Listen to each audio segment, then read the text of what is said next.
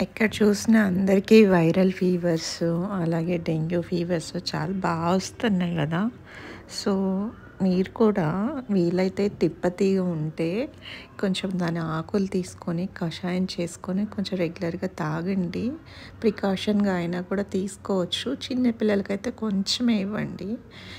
పెద్దవాళ్ళైతే తాగొచ్చనమాట, తీసుకోవచ్చు. నేనైతే దాంతో పాటు చిన్న పప్పాయి కూడా ఆకు కూడా వేశాను. ఎందుకంటే డెంగ్యూ ఫీవర్స్ కూడా ఉన్నాయి కదా అని. సో, ఇలా వైరల్ ఫీవర్స్ వచ్చినప్పుడు ఈ తిప్పతీగ కషాయం బాగా పనిచేస్తది. సో, మన నార్మల్ మెడిసిన్స్ తీసుకుంటేనే ఇవి కూడా తీసుకుంటే కొంచెం మనకి బాగా ఎఫెక్టివ్‌గా పనిచేస్తాయి అన్నమాట.